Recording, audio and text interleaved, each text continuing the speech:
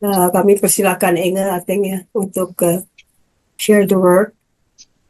Sebelum dimulai, memang Enga ya nanti juga bakal share, tapi rasanya saya duluan. Oh, oke, Nanti sorry. pertanyaan boleh disampaikan kepada mentor saya. Jadi boleh diteruskan nanti ya. Saya cuma mungkin 20 menit ini. Sebentar, si Ci Hong lagi pergi karena dia mesti ngomong sama si Swanto. Rada penting, jadi saya supaya tahu Ci Hong nggak di sini sekarang.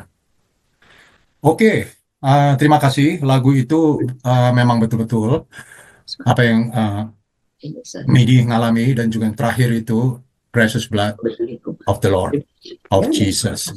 Sebenarnya dalam kita sudah baca semua kan, ini dari Yohanes 14 ayat 1 sampai 14. Itu mengomongkan soal sebenarnya tuh rumah Bapak, perikopnya rumah Bapak. Sebenarnya kalau kita perhatikan ya, ini saya cuman uh, share di dalam apa yang saya baca, apa yang saya bisa lihat di situ di dalam saya punya pengertian. Yaitu Tuhan itu merencanakan suatu penghidupan, jalan kehidupan kita manusia. Sama sebenarnya seperti lagu itu yang sudah disiapkan juga sama Yesus. Itu untuk jalan kehidupan. Begini, ayat 1, janganlah gelisah hatimu. Judulnya itu rumah Bapa, yaitu tempat yang telah direncanakan buat kita semua. Betul? Jadi perikop ini membicarakan benar-benar bagaimana Tuhan itu setia, pengen kita itu bersama dengan kita semua sejak diciptakan sampai pada kematian kita. Ingat, sampai pada kematian kita. Lalu ayat kita bisa baca Kejadian 1 ayat 6 sampai 7. Biarlah saya baca di sini, berfirman Allah. Jadikanlah cakrawala di tengah segala air untuk memisahkan air dari air. Maka Allah menjadikan cakrawala dan ia memisahkan air yang ada di bawah cakrawala itu dari air yang ada di atasnya. Dan jadilah demikian. Jadi mulainya semua itu air dan yang ada di atasnya. Itu kita nggak bisa nginjak. Lalu dibuatnya daratan, yaitu tempat buat kita hidup. Bukankah kita sekarang merasakan bahwa semua itu kehidupan sudah disiapkan sejak dari dahulu, dari mula-mula? Ingat, judulnya ini Rumah Bapak, kita tujuannya itu sebenarnya untuk rumah Bapak. Dan ini untuk jalan kehidupan, Tuhan sudah menyiapkan semuanya. Ya, jadi hidup ini kita selalu punya kebutuhan. Ya, kebutuhan di dunia yaitu tempat.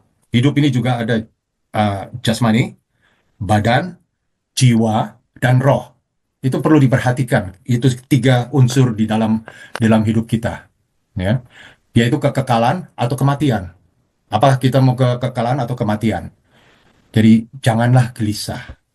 Percayalah kepada Allah juga kepada Yesus. Sebab ada jaminan kehidupan untuk kita semua. Manusia syaratnya yaitu hanya percaya saja. Ayat 2 sampai 4. Dengan ayat-ayat ini menerangkan bagaimana kita semua bisa sampai ke tempat tujuan ke rumah Bapa bila kelak kita mati. Supaya jangan nyasar. Ingat, saya baca ini, saya mengambil ini sedemikian apa yang saya katakan, saya bawakan di sini semua. Ya, terus supaya jangan nyasar. Jadi kita tahu, hidup kita tahu kemana. Maka ayat keempat, kemana aku pergi, kamu tahu jalan ke situ. Tahu nggak kita semua ini? Jadi semua di atas itu tadi kita membicarakan soal keselamatan kita. Keselamatan kita itu sudah direncanakan dari sejak mula semula. Tapi ini ada ayat kelima, ada Thomas, ya. Nggak tahu kemana Yesus pergi. Jadi bagaimana kami tahu jalan ke situ? Apakah problemnya dia? Thomas orangnya tidak mengenal Yesus. Karena itu Thomas jadi tidak melihat kebesaran Bapa yang telah menjadikan atau merencanakan semua kehidupan manusia untuk selamat sejak mula-mula. Ingat itu. Ayat 6 yang terkenal ini. Akulah jalan dan kebenaran dan hidup. Tidak ada seorang pun yang datang kepada Bapa kalau tidak melalui aku. Kita tahu semua itu ayat, kita bisa resapi semua itu untuk betul-betul kita mengenalnya. Ya, ini adalah tawaran istimewa buat kita semua. Gimana itu? Pergi ke tempat yang kekal dan tenang adalah tempat yang dijanjikan oleh Kristus bagi setiap orang yang percaya kepadanya. Di sanalah terdapat kekekalan bersama Yesus Bapa di surga.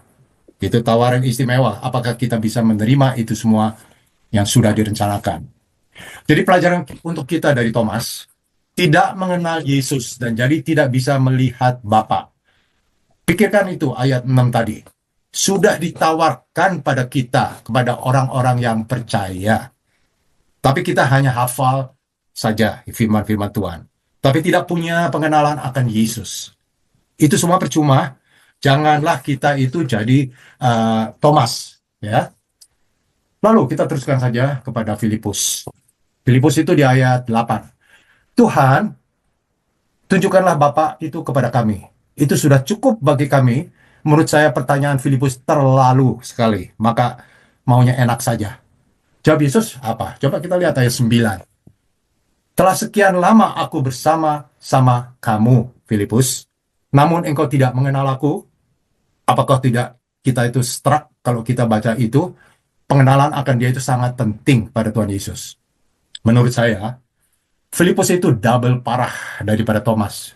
Ini saya ngambil-ngambil begini untuk kita bisa lebih mengerti di mana orang itu, di mana orang Filipus ini. Sebab, misalnya kalau kita berkumpul sama teman-teman atau dengan suami istri, sudah sekian lamanya, kalau kita belum mengenal satu sama lain, yaitu apa maksud baik dari pasangan kita atau dari teman kita itu, lalu kita tidak bisa mengerti. Saya mikir, ini artinya hati kita bebal. Yaitu hati kita kurang terbuka kepada pengertian itu. Ingat itu. Kalau kita tuh ngumpul tapi kita nggak ngerti. Pelajaran untuk kita dari Filipus. Tidak mengenal dan percaya Yesus. Dia ada dua kalau saya lihat dari situ.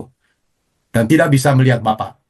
Pikirkan itu ayat 9. Ayat 9. Telah sekian lama aku bersama-sama kamu, Filipus. Namun engkau tidak mengenal aku. Saya kalau baca ini, saya bilang saya ingin mengenal setiap orang kalau saya mau berkumpul. Jadi supaya kita mengenal bagaimana orang-orang itu tidak memberikan satu judgment kepada orang-orang. Ya, ini hanya untuk kita semua dalam penghidupan. Ayat 10. Tidak percayakah engkau bahwa aku di dalam Bapa dan Bapa di dalam aku? Itulah. Jadi kita itu nggak bisa melihat lebih further. Taunya cuma urusan problem di depan kita, maka itu kita nggak bisa maju-maju. Jadi terakhir-terakhir ini renungkanlah apakah perbuatan kita mencerminkan hubungan kita dengan Tuhan. Pertanyaan itu, apakah mencerminkan hidup kita ini juga? Yaitu bisa saling mendengar. Kalau yes, janji Tuhan adalah di ayat 14, ayat 11 sampai 14, yang terakhir itu 11 sampai 14. Ke-1, percaya dulu dan ikuti Yesus. Kedua, kita akan melakukan juga pekerjaan-pekerjaan Yesus, bahkan lebih besar. Itu janji. You can feel it. Bahwa kalau kita tuh bisa melakukan Yesus, pekerjaan Yesus yang lebih besar, kalau tujuannya untuk Yesus dan Bapa di surga. Ketiga, dan permintaan kita akan terkabul. Benar? Itu semua ayat 11 sampai 14. Di ayat 13, dan apa juga yang kamu minta dalam namaku, aku akan melakukannya, supaya Bapa dipermuliakan di dalam Anak. Ayat 14, jika kamu meminta sesuatu kepadaku dalam namaku, aku akan melakukannya. Memang udah sampai sini saja. Memang saya bilang amin, Tuhan Yesus itu baik dan setia.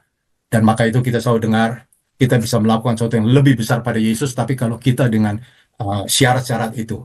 Kita percaya bahwa kita itu anak Tuhan yang selalu kita selalu katakan bahwa Tuhan itu memimpin kita. Rasakan itu pimpinan di dalam hidup kita dalam sehari-hari itu. Ya, sampai situ, seperti saya bilang, kalau ada pertanyaan, tentu saya punya mentor yang bisa ditanya saat ini. Kalau saya ya jawabnya yang sama itu lagi. Jadi, mendingan ya, kalau ada silakan. Ya, mungkin bagus sekali nih untuk jalan kehidupan kita. Kok semuanya tenang? Iya. Oke, kalau gitu saya cuma tambahin dikit. Ini supaya kalian tahu keadaan waktu itu. Itu Yesus tuh ngomong ke siapa? Disciple. Oke, jadi kita lihat ya, bahwa mulai dari pasal 13 sampai 16, itu Yesus lagi hanya bersama ke-12 rasul. Ya, kalau kita mau tahu, kita bisa melihat itu di ayat di Matius, di situ dibilang setelah hari malam Yesus duduk makan bersama-sama dengan 12 murid itu. Jadi Yesus ini lagi ngomong, tapi yang ini cuma ke 11 murid, sebab kita udah baca sebelumnya Yudas sudah pergi. Jadi dari 12 itu tinggal 11. Jadi pasal 12 itu adalah ministry Tuhan ke umum, ke publik, berhenti sampai sana. Sekarang Tuhan tahu 24 jam lagi pasti dia udah akan disalib, akan mati, makanya dia mau waktu itu adalah waktu yang sangat berharga, makanya dia hanya mau dengan muridnya yang ke-12 kurang satu akhirnya, dan memberikan banyak wejangan-wejangan. Ya, di sini jadi yang dia bilang jangan gelisah hatimu itu kepada ke-11 murid. Sebab dia kan bisa udah tahu bahwa Petrus nanti akan menyangkal dia akan pergi, murid-muridnya tercerai-berai. Jadi itu makanya dia tekankan jangan gelisah hatimu. Ya di situ. Nah, bagaimana supaya kita nggak gelisah? Di situ Tuhan memberikan ininya. Apa itu? Dia memberikan caranya. Ya. Jadi kalau dia 14 ayat 1, jangan gelisah hatimu. Percayalah kepada Allah dan percayalah juga kepadaku. Ya, jadi pertama kita bisa nggak gelisah bila kita tuh percaya kepada Allah. Ya, nah kita tuh untuk dapat percaya kepada Allah itu kita harus mengenal siapa Allah kita. Tadi yang Steve bilang kita harus mengenal secara pribadi. Ya, kita tahu bahwa apa itu. Kalau percaya itu di sini ngomongnya cuma percaya. Tapi saya melihat ya bahwa percaya itu juga mempercayakan kehidupan kita ke dalam Tuhan. Nggak cuma percaya knowledge. Ya, makanya kalau di Inggris ada percaya, kalau di Indonesia percaya, kalau Inggris ada believe and trust. Ya, jadi kita tuh benar-benar trust kehidupan kita ke dalam Tuhan. Ya, itu baru kita bisa nggak panik. Nah, dan sesudah itu ya tadi kita sebab caranya kita jangan panik. Jadi Tuhan tuh udah ngasih tahu kita sebetulnya kita bisa mengontrol emosi kita. Jadi jangan kita dikontrol dengan keadaan, tetapi kita yang bisa mengontrol dengan Roh Kudus, kemampuan yang Tuhan berikan kepada kita. Sekarang kita bilang bagaimana, kita lihat ada dua hal. Pertama tadi kita fokus kepada kebenaran. Ya, orang kan suka bilang orang faktanya gini, kayaknya waktu itu ada COVID-19. Orang benar kan ada COVID-19, fakta itu ada. Kenyataan itu adalah kenyataan dalam kehidupan kita. Tetapi kita harus tahu kita ada firman Tuhan, bahwa firman Tuhan itu adalah kebenaran. Jadi kebenaran itu kita harus taruh di atas kenyataan. Ya, sebab kita percaya bahwa kebenaran itu yang paling benar, yang dari Tuhan. Jadi itu pertama. Kedua juga kita harus menaruh bahwa perspektif kita, cara pandang kita, bahwa kekekalan itu lebih penting dari kekinian. Ya, makanya di Kolose 3 ayat 1 kan dikatakan, kamu dibangkitkan bersama dengan Kristus. Emang ada orang bilang lah, kita kan belum dibangkitkan. Tubuh kita belum dibangkitkan.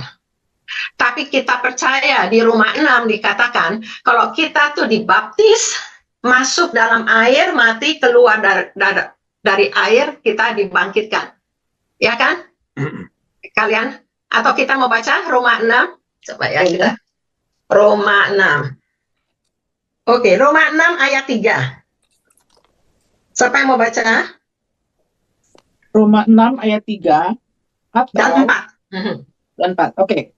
Atau tidak tahukah kamu bahwa kita semua yang telah dibaptis dalam Kristus telah dibaptis dalam kematiannya? Dengan demikian kita telah dikuburkan bersama-sama dengan Dia oleh baptisan dalam kematian, supaya sama seperti Kristus telah dibangkitkan dari antara orang mati oleh kemuliaan Bapa, demikian juga kita akan hidup dalam hidup yang baru. Oke, jadi makanya kita percaya bahwa pembaptisan itu kita diselam, bahwa diselam itu kita mati, dikuburkan. Waktu kita keluar dari air itu kita dibangkitkan bersama Yesus. Jadi yang mati manusia lama kita, manusia baru kita dibangkitkan.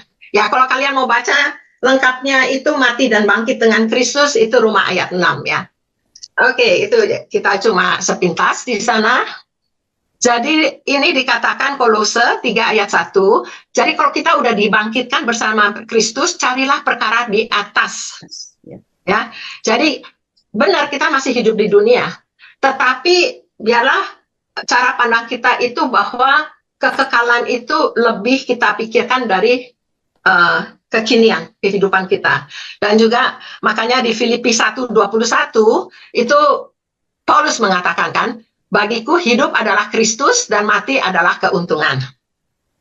Lantas Paulus juga mengatakan di 2 Korintus 4 ayat 17 mengatakan, sebab penderitaan ringan yang sekarang ini mengerjakan bagi kami kemuliaan kekal yang melebihi segala-galanya, jauh lebih besar daripada penderitaan kami. Ya kan? Jadi kita ngelihat itu, jadi makanya Yesus ini di ayat yang kedua, 14 ayat 2, dia teruskan, tadi kan dia bilang, percayalah kepadaku, habis itu dia bilang, di rumah Bapakku, ya kan? Ya. Banyak tempat tinggal. Ini supaya kita, fokus kita kepada kekekalan. Tapi di sini Yesus mengatakan, nggak dibilang, di surga banyak tempat tinggal, tapi di rumah Bapakku. Ya kan? Sebabnya nanti juga yang di statement yang aku adalah jalan dan kehidupan, kebenaran dan hidup, itu juga tidak ada seorang pun yang dapat ke Bapa kecuali melalui aku, ya kan? Ya. Jadi di sini Yesus tuh menekankan bahwa kehidupan kita seperti yang tadi Steve udah bilang, mesti ada relationship. Bukannya, oh ya nanti ke surga. Enggak, di rumah Bapakku. Itu relationship kita dengan Bapa. Bagaimana itu kita tuh punya hubungan yang benar. Ya, itu jadi jangan gelisah, itu dibilangin bahwa kita bisa mengendalikan emosi, menguasai emosi kita, mengendalikan emosi kita dengan percaya dan melihat kepada kekekalan, punya faith dalam Tuhan. Ada yang? Ya, saya mau tanya, balik ke Thomas sama si Filipus.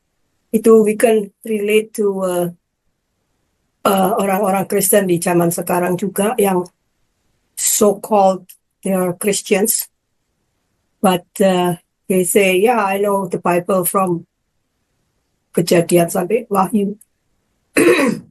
Tapi as you said, like how your relationship with the Lord is, right? Jadi saya ngeliat tuh si Thomas sama Filipus tuh juga orang yang okay, dia mereka murid Yesus, pilihan Yesus. But mungkin at that time dia sih nggak ada sense of closeness, hubungan pribadi dengan Tuhan gitu ya. Jadi so with people sekarang ini juga banyak yang pengikut Kristus, tapi ini they're shallow gitu loh. Can we say Thomas and Philippus itu kayak gitu? Jadi it's really ya memang betul how you relate to Jesus gitu. Jadi banyak orang yang memang di dunia ini they just say it like you are Christian, but they're mostly baby Christians gitu. Ya, kalau saya melihat ya, seperti ya mungkin nggak semuanya dengar khotbah saya yang terakhir di Februari, itu kan saya bilang, mengapa ahli Taurat itu namanya ahli Taurat, Farisi. Itu tuh pengetahuan tentang firman Tuhan tuh very ngelotok ibaratnya. Yang saya bilang, sebab mereka itu ngelihat firman Tuhan itu mereka menyelidiki. Bagus sih menyelidiki, kita juga membaca, menyelidiki. Tapi kita dalam membaca firman Tuhan, itu yang terutama harusnya untuk mengenal Tuhan. Nggak untuk orang suka seneng lantas debat, oh ini salah, ini apa, ini gini, lantas udah gitu ngotot sama orang Islam mau menang-menangan debat. Tapi kita tuh nggak perlu debat. Kita yang perlu itu nomor satu yang Tuhan inginkan, kita mempunyai pengenalan pribadi yang erat. Ya, jadi emang itu yang saya lihat. Saya juga mulai belajar sekarang.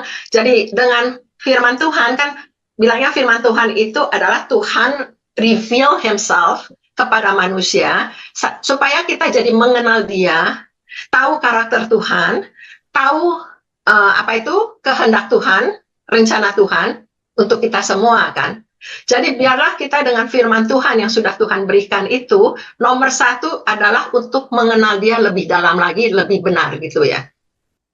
Ada yang mau tambahin? Syuhyang ada apa mesem-mesem sih? Sejam selalu mesem. Iya, kadang-kadang ya, kita benar Medi gitu. Kadang-kadang emang, ini orang ya, udah 20 tahun, masih Bible study, kok sama aja gitu ya. Tapi di sini, ini negor kita juga ya. Tuhan Yesus tuh sabar sekali loh. Itu orang 3 tahun sama dia loh. Tidur, makan, tiap hari dengar pengajarannya, tiap hari. Masih nanya gitu kan. Tapi dia tuh sabar gitu, dan dia terangin baik-baik. Dan jadi kadang-kadang kita jangan cuma ngelihat orang lain begitu, tapi kita lihat diri kita sendiri. Kita sendiri udah umur segini ya, kadang-kadang ada problem sedikit. Waduh, kalang kabutan. Padahal kan harusnya kita sudah lebih kenal Tuhan. Jadi ya itu kalau ada ini belajar juga untuk kita tuh lebih sabar, lebih mengerti, jangan kesal-kesal karena kita sendiri juga nggak lebih baik gitu. Yang saya lihat tuh kita juga sama Tuhan Yesus itu nanya gitu. Kalau kayak Filipus, Thomas tuh pertanyaan dia tuh kelihatannya tuh dasar sekali, tapi dia nggak ngerti, dia tanya, Tuhan Yesus jawab, dia jadi ngerti gitu. Jadi kita pun kalau kita ada di Alkitab, kita baca firman atau ada kejadian apa yang kita nggak ngerti itu, kita tanya gitu sama Tuhan, nanti dia akan jawab. Tuhan itu luar biasa sekali, dia pasti akan jawab. Itu aja. Saya belajarnya dari ayat ini. Ya, saya ingat dulu saya pernah dengar hamba Tuhan yang datang bilang, kadang-kadang kita baca firman Tuhan itu nggak masuk akal gitu ya. Misalnya kayak dulu saya baca Hosea. Pertama-tama disuruh kawin sama pelacur. Itu udah rasanya di otak saya udah aneh gitu. Udah gitu, pelacurnya dasar pelacur. Ninggalin, Tuhan bilang suruh ngambil balik. Jadi pokoknya ada kadang-kadang firman itu dengan otak kita tuh, padahal itu kan menunjukkan bagaimana kasih Tuhan kepada kita yang sering udah ibaratnya ditebus, dipilih, totonya melencong lagi, tapi Tuhan tetap mau kita kembali selalu diterima sama Tuhan. Itu kan, tapi makanya saya selalu juga saya berasa ya kayak Thomas sama Filipus nanya, kita juga gitu. Jangan kita tuh udah sangka kita ngerti, tapi emang kan jalanku bukan jalanmu, yang itu kan di Yesaya kan. Jadi kadang-kadang tuh otak kita yang finite itu belum bisa mengenal Tuhan yang infinite. Jadi kalau di saya kadang-kadang saya banyak pertanyaan sama Tuhan. Tapi biarlah kita, sebab Tuhan tuh tahu kalau kita itu nanya lagi mau ibaratnya kayak ini Tuhan nggak benar, kayak lagi kritik, itu lain dengan kita tahu bahwa kita itu nggak mengerti dan kita mau mengenal Tuhan lebih benar dan lebih dalam, itu Tuhan pasti mau jawab. Kalau saya ngelihatnya sih gitu. Tapi it's also a matter of the heart. And itu yang paling penting. Karena bagaimana kita itu bisa mengenal Tuhan kalau hati kita itu nggak jadi satu sama dia. Ya toh, karena Tuhan itu kasih, dan kasih itu adanya di dalam hati kita. Jadi mau nggak mau, wadah daripada the infinite revelation of who Jesus and God is in the heart. Jadi that's why you're speaking not believing, but you're speaking of trust, which is yang lebih dalam lagi. Jadi makanya sebetulnya kok saya mau ngulang dikit, waktu itu khotbah saya cuma kasih 2 hal. Mengapa orang Farisi dan orang ini walaupun mereka rajin baca firman Tuhan adalah sebab mereka tidak membaca untuk mengenal. Dan yang kedua adalah sebab hati. Di mana hati itu selain motif hati, kebersihan dan posisi hati. posisi hati kita di mana. Sebab kan Yesus bilang, bangsa ini memuliakan aku dengan bibirnya, tetapi hatinya jauh daripadaku. Ya, jadi emang posisi hati itu juga penting. Di mana kita mau dekat sama Tuhan, melekat pada Tuhan, atau kita itu hati kita nggak di Tuhan. True. Yang saya lihat interesting juga ini ya, itu juga mengenai hati, karena Tuhan Yesus kan bilang, percayalah kepadaku bahwa aku di dalam Bapa dan Bapa di dalam aku, ya. Terus kan dia bilang, dan mintalah, nanti di ayat 13, jadi 12 terus 13, dan apa juga yang kamu minta dalam namaku, aku akan melakukannya juga. Nah, orang-orang itu tidak melihat hubungannya antara ayat 11 itu sebenarnya masih nyambung gitu sampai 13. Minta minta ini, minta itu, nggak dapat, kamu marah-marah gitu ya. Tapi ini kita harus lihat, kita percaya dulu, percaya kepada Tuhan Yesus dan kepada Bapa. Artinya apa? Firman itu, makanya dia katakan, firman itu di dalam hatimu dan dekat dengan mulutmu. Makanya apa yang kita minta itu kan keluar dari hati. Itu akan sesuai dengan apa yang Tuhan mau, dengan firman Tuhan. Jadi kita nggak akan mintanya itu nggak sembarangan gitu. Jadi kita akan melihat banyak sekali hal-hal yang terkabul gitu, karena sesuai dengan apa yang Tuhan mau gitu. Nah ini juga penting, ini apa yang kamu minta, dan kita boleh percaya, beriman bahwa apa yang kita minta itu Tuhan akan kasih karena Sesuai. firman Tuhan itu ada di mulut kita dan di hati kita gitu. I don't know. Ya, saya tambahin ya, itu bila kamu minta dalam namaku, Ya. dan supaya Bapa dipermuliakan. Ya, itu Ya, jadi ada dua hal ya. Ini ya. Jadi ini kalau minta dalam namaku, kita mesti tahu dalam nama Yesus itu apa. Yesus itu siapa? Yesus itu adalah firman Tuhan. Jadi kalau kita minta itu sesuai dengan firman Tuhan. Dan tadi yang saya sudah katakan, firman Tuhan itu ada revelation dari Tuhan kepada kita, ngasih tahu siapa dia, ngasih tahu karakternya, ngasih tahu will-nya. Makanya ini kan Yohanes yang nulis ya. Makanya di 1 Yohanes, dia lagi yang nulis supaya lebih jelas, dia tuliskan di 1 Yohanes 5 ayat 14. Siapa yang udah dapat boleh baca? 1 Yohanes 5 ayat 14. Dan inilah keberanian percaya kita kepadanya, yaitu bahwa Ia mengabulkan doa kita, jikalau kita meminta sesuatu kepadanya menurut kehendaknya. Ya, di sini jelas sekali. Jadi kita minta menurut kehendaknya. Ya kan tadi yang saya bilang bahwa jadi orang tuh suka, yang dulu saya juga pernah bilang, orang tuh suka salah. Sangkanya kalau faith, apa yang kita mau, faith-nya kita besar, dapat. Tapi sebenarnya faith itu berdasarkan firman Tuhan. Nggak berdasarkan apa yang kita mau. Kita mau punya rumah 10, mau punya mobil mewah-mewah. Enggak, yang sesuai dengan firman Tuhan. Di sini Yohanes menjelaskan lagi bahwa yang dia akan mengabulkan jika kita minta menurut kehendaknya. Itu yang Tuhan Yesus maksud di dalam namaku. Dan ini supaya Bapa yang dipermuliakan, ya kan? Jadi bukan untuk keinginan diri kita sendiri. Di situ kita bisa baca di Yakobus 4 ayat 2 dan 3. Siapa yang mau baca? Yakobus 4 ayat 2 dan 3. Kamu mengingini sesuatu, tetapi kamu tidak memperolehnya. Lalu kamu membunuh. Kamu iri hati. Itu ya, betul? Ya, Tetapi betul. kamu tidak mencapai tujuanmu. Lalu kamu bertengkar. Ya, terusin aja. Hilang. Sorry. Yakobus. Udah tua. Yakobus berapa? Gawat bisa hilang. Yakobus 4 kan? Yakobus 4 ayat 2 dan 3. Tetapi kamu tidak mencapai, kamu mengingini sesuatu, tetapi kamu tidak memperolehnya. Lalu kamu membunuh. Kamu iri hati, tetapi kamu tidak mencapai tujuanmu. Lalu kamu bertengkar dan kamu berkelahi. Kamu tidak memperoleh apa-apa karena kamu tidak berdoa. Atau kamu berdoa juga, tetapi kamu tidak menerima apa-apa karena kamu salah berdoa. Sebab yang kamu minta itu hendak kamu habiskan untuk memuaskan hawa nafsumu. Oke, jadi di sini terlihat jelas bahwa yang Tuhan janjikan itu dalam namaku dan Bapa dipermuliakan. Nah, di sini diterangin lagi kalau orang maunya cuma memuaskan hawa nafsu, ya Tuhan juga nggak kasih ya gitu. Makanya Yesus ini tekenin lagi di 14:14. Jika kamu meminta sesuatu kepadaku dalam namaku, aku akan melakukannya. Sunyo mau ngomong?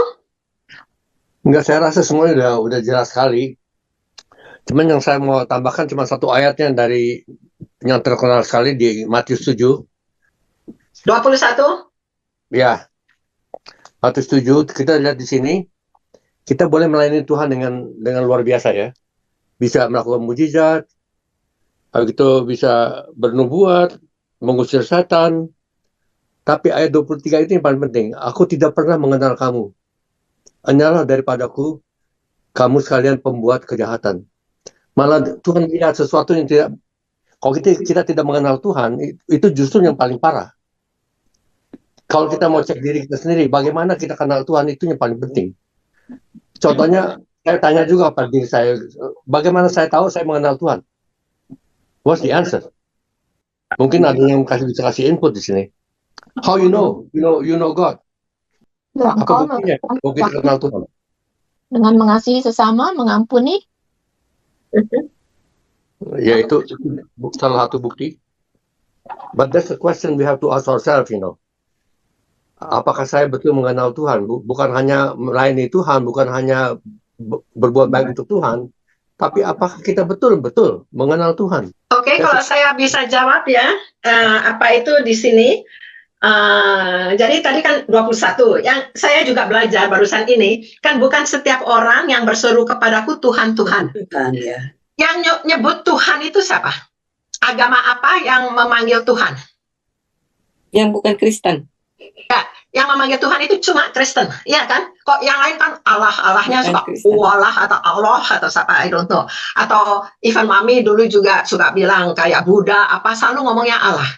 Nah, yang ngomong Tuhan itu cuma orang Kristen. Tapi di Pancasila ada ketuhanan yang Maha Esa tuh, ingat? Iya, tapi pokoknya yang manggil Tuhan. Pokoknya pada umumnya yang manggil Tuhan itu adalah orang Kristen. Kalau agama lain jarang manggil Tuhan, gitu ya. Jadi di sini bukan setiap orang yang berseru kepadaku Tuhan, Tuhan. Jadi sebenarnya Tuhan ini, Tuhan Yesus lagi ngasih peringatan lebih kepada orang Kristen. Kalau orang Islam, pokoknya I don't know, nggak manggil Tuhan lah. Orang Buddha, orang Hindu, itu kan kepada. Nah, sekarang yang saya mau jawab itu tadi dari masih Matius 7, tapi ayat 16. Yang Tuhan bilang, dari buahnya lah kamu akan mengenal mereka. Kan dibilang kan, kita baca lah dari 15. Waspadalah terhadap nabi-nabi palsu yang datang kepadamu dengan menyamar seperti domba. Tapi sungguhnya mereka adalah serigala yang buas. Dari buahnya lah kamu akan mengenal mereka. Nah, terus di 17, demikianlah setiap pohon yang baik menghasilkan buah yang baik, pohon yang tidak baik menghasilkan buah yang tidak baik. Dan setiap pohon, ini saya loncat lagi ke 19, yang tidak menghasilkan buah, pasti ditebang dan dibuang ke dalam api. Jadi, dari buahnya lah kamu akan mengenal mereka. Nanti di 15, di Yohanes 15, Yesus ngomong lagi tentang buah, kan? Yang nggak berbuah, bakal ditebang. Ya. Dibakar juga. Jadi kebiasaan saya itu juga, saya kalau boleh jawab ya, ini Pak praktek. Kalau saya dalam hidup ada kegoncangan, saya always merem sambil jalan, maksudnya itu selalu balik nanya Tuhan. What did I do wrong? Ini lagi selalu meditate kepada Tuhan. Jadi saya merasa tuh saya tiap kali nyetir, tiap kali apa, aduh saya begini, saya begitu. Saya itu selalu, pengalaman saya itu selalu balik kepada Tuhan. Am I wrong? Apakah hikmat saya nggak jalan? Jadi saya tuh melihatnya bahwa oke, kalau gitu saya in the right direction, saya selalu balik kepada Tuhan. Cuman itu ya. Amin, amin. Ini saya tambahin aja satu lagi ya. 2 Timotius pasal 3 ayat 5. Oke? Ada yang mau bacain? Secara lahiriah mereka menjalankan ibadah mereka, tetapi pada hakikatnya mereka memungkiri kekuatannya. Jauhilah mereka itu. Oke, jadi di sini secara lahiriah orang Kristen pergi ke gereja tiap minggu, mereka tuh selalu menjalankan ibadah mereka. Tapi hakikatnya mereka memungkiri kekuatan dari ibadah kita. Ya, dari tadi yang Somi bilang, bagaimana kita bisa tahu? Yesus sudah dengan jelas bilang dari buahnya. Ini memungkiri kekuatan dari ibadah itu bahwa mereka tidak berubah dengan tidak berbuah. Itu dia bilang. Dan di sini malah dikatakan jauhilah mereka itu. Not today. Jadi sometimes kita tuh saya buat saya sendiri, saya nggak tahu ya saudara gimana. Saya tuh melihat kalau kita membaca firman Tuhan itu jangan cuma satu, lantas itu terus yang cuma itu aja yang ada. Firman Tuhan itu biar kita baca itu dari awal sampai akhir, sampai kita tuh mengenal keseluruhannya. Jadi kita tuh seimbang. Jadi ada orang yang kelihatannya salah, kayak di sini kan juga bilang, kalau orang nggak ngikut Yesus yang benar, malah dibilang jangan memberi salam kepada itu orang. To me, I don't know ya. Jadi saya itu melihat kadang-kadang biarlah kita tuh membaca firman Tuhan itu secara sebabnya nanti dibilang jangan menghakimi. Tapi Tuhan bilang ujilah, ya kan? Jadi biarlah kita atau nanti perbuatan kita tidak menyelamatkan kita, itu benar sekali. Tapi di mana dikatakan di Filipi 2:12, kerjakanlah keselamatanmu. Jadi biarlah kita itu membaca firman Tuhan itu keseluruhan. Semuanya benar dan amin. Dan biarlah kita itu, jadi bukannya kita itu dua bertentangan, tapi kita tuh lebih dalam lagi mengenal Tuhan ya. Oke, I hope saya nggak tambah bikin bingung orang. Ya. Sampai bilang enggak, Melanie. Yeay, thanks Melanie. Nah, Inge, Yohanes 14, can you explain it a little bit ayat 12? Sesungguhnya barang siapa percaya kepadaku, ia akan melakukan pekerjaan yang aku lakukan, bahkan pekerjaan yang lebih besar daripada itu, sebab aku pergi kepada Bapa. Kalau pengertian saya, sekarang kalau kita minta dalam nama Yesus, jadi Tuhan akan melakukannya. Mengapa dibilang pekerjaan yang lebih besar? Kalau saya melihatnya itu gak dalam kehebatannya, Yesus sampai membangkitkan orang mati. Kalau saya melihat itu dalam scope-nya, dalam quantity. Dulu Yesus kalau khotbah, paling banyak cuma 5.000 orang kan, yang akan dikasih roti, 5.000 laki-laki. Sekarang, Billy Graham, khotbah pakai internet. Jutaan orang. Ya, berapa million orang yang bisa menerimanya. Atau juga Tuhan waktu itu cuma 3 tahun ya, ministry kan, dimana kalau di sini yang saya bilang udah di 12 kelar dia ministry ke publik.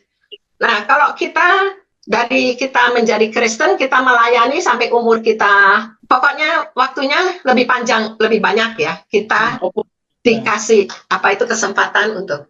I don't know, ada yang mau tambahin? Ini saya loh yang pengertian saya.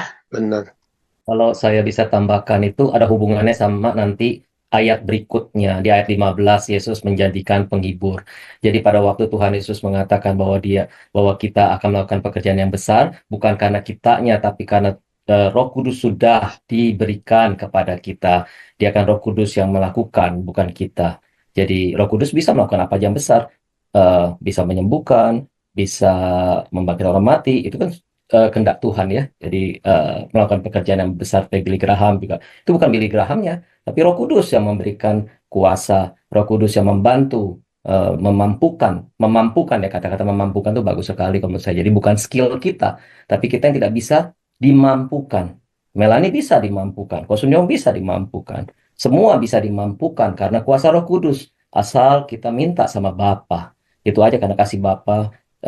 Tuhan punya rencana yang besar dalam pekerjaan-pekerjaan yang kita tidak pikir ya, tidak mustahil bagi Tuhan. Kalau Tuhan berkehendak, terjadi apapun ya, even apapun ya, bukan orang pun Tuhan bisa pakai, bahkan orang-orang jahat pun Tuhan bisa pakai gitu. Jadi sesuai dengan kehendak Tuhan. Itu aja yang bisa saya tambahkan. Thank you. Dan didukung dengan teknologi ya. Tanpa teknologi nggak ada orang bisa berfirman sampai 1 juta orang, itu impossible. Jadi dengan teknologi ini ya, masuk ke YouTube yang ngelihat tuh jutaan tuh.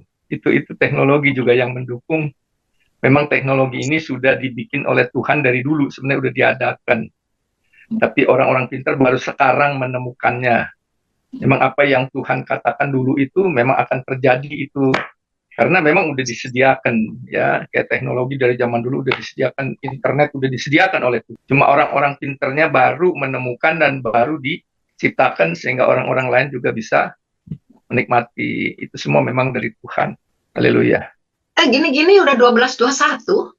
I know, Wow. Oke, masih ada lagi yang menyambung? Cuma mau nanya Inga, itu kamu hafal ayat-ayat itu di luar kepala gimana caranya? Saya tahu firmannya, nggak tahu di mana. Selalu pegang cari di Google. Kagum ya saya.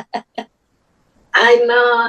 Saya sendiri juga heran loh. Saya kalau apa itu ingat-ingat apa lupa. Ini kok. Tapi juga Google juga menolong banyak. Supaya dapat ayat. Tapi nggak tahu di mana. Matius 2 ini gitu. Nggak tahu. Hebat Nggak ya. usah, nggak usah heran sama lain orang, heran sama diri sendiri aja. Apa yang kita bisa berbuat, I think Tuhan memberikan kita juga Masing-masing ya. masing-masing. Ada Saya keistimewaan. percaya itu. Jadi memang saya juga sering ngomong sama dia di rumah begitu. Tapi sebenarnya saya bilang, no, God, kayak itu. Everything is possible with God. Amen. Saya cuma mau ini kesaksian sebentar. Dulu saya berasa saya kan Kristennya baru di ICC. Jadi itu juga ICC sudah 2 tahun. Kayaknya saya dibaptis tahun 82. Malahan saya dikasih Bible ini ada tulisannya Penggun. Jadi Penggun tuh lebih yang memberikan, yang nulis di Bible itu buat saya. Waktu itu ikut cell group. Nah saya berasa saya pengikut cell group. Tahu suatu pernah saya nggak bisa datang. Om Surya itu Om Surya banyak kasih saya apa itu jadi lebih semangat gitu. Om Surya bilang, nggak ada Engel sama Steve, kok rasanya ada yang kurang. Saya sangka, wow, are we so, sampai doanya saya pikir saya ada, ya, nggak terlalu pengaruh gitu ya. Dan lagi, abis itu Om Surya lagi, kalau dia lagi ini, apa itu share, selalu ngomong, Enga, ayatnya di mana ya? Selalu gitu. Nah kan saya jadi sungkan ya, saya waktu itu ya, enggak ini. Jadi akhirnya saya kalau baca firman, nanti Om Surya bakal nanyain saya nih. Jadi saya mulai siap-siap. Jadi in a way, Om Surya itu membuat saya itu menjadi kayak dorong gitu loh. Jadi saya selalu makanya ingat Om Surya itu banyak memberi dorongan pada saya. Segitu. That's nice to hear that. Yang saya lihat ya kalau udah ngomong gitu, saya juga kalau melihat sini semua screen satu orang di sini, saya itu nggak pernah mau punya hati judgmental. Jadi kita membedakan satu sama lain. Maksudnya judgmental itu lu gitu, kalau gue begini. No, tapi justru saya itu pengen mendorong orang tuh kenalah Tuhan. Itu cara saya yang saya bisa ngomong begitu. Tapi jangan kalau lihat orang tuh dia sih bisanya gitu aja. I don't think that's right. I think we just look at ourselves untuk kemajuan kita, kelemahan kita, nanti Tuhan atur, Tuhan shape kita, hidup kita bagaimana. That's what I believe. Tuhan bisa merubah kita dalam segala hal. Ayo silakan, ini kesempatan terakhir, siapa yang bisa nyambung? Don't feel bad, Yu Yang. Like, at least you already memorize, you already know ayat-ayat itu di mana. Cuma nggak tahu apa yang itu. Jadi, but at least Bible juga udah ngelotok in your head, right? Don't feel bad. Kalau nggak ingat, compare to me. Oke, thank you. Kalau nggak ada yang mau nyambung, ada last word. Siapa yang mau ngomong? Oke, the next one is kita akan tentu exercise seperti biasa. Saya cuma bilang terima kasih untuk semuanya yang hadir pada saat ini. Ya, ada yang sudah keluar, tapi terima kasih. Kita pengumuman maybe, ingat? Oke, jadi next time itu April tanggal 9, Yohanes 14, 15 sampai 31. Oke, jadi ini semua yang ada di sini bakal datang ya ke lansia. Tanggal 29. Oke, tanggal 29. Thanks. Medi bisa tutup dalam doa. Terima kasih ya Tuhan, kami kembali ke hadapan-Mu. Ucap syukur yang kami boleh belajar firman-Mu ini ya Tuhan, about rumah Bapa. Terima kasih sekali lagi yang Engkau telah membukakan firman-firman-Mu itu ya Tuhan di dalam benak kami, yang kami ada selalu keinginan mau tahu lebih banyak. Berilah juga kegairahan pada kami semuanya ya Tuhan, untuk mau belajar lebih tentang Engkau ya Tuhan, dan firman-firman-Mu ini. Terima kasih untuk Steve dan Inge yang firman-Mu itu, dan teman-teman kami lainnya yang juga share. Thank you for everything and bless each one of us di tempat ini, dan kami percaya you bless the whole day, the rest of the day for juga keluarga kami masing-masing. Thank you Lord, kami serahkan sisa jam ini ke dalam tangan-Mu. In the name of Jesus Christ we pray. Amen. Amin. Thank you, Medi. Dadah. Kita sekarang waktunya kita exercise. Siapa yang mau ikut, tinggal. Yang siapa ada urusan mau pergi ya pergi. Ya, Susi, you are Oke.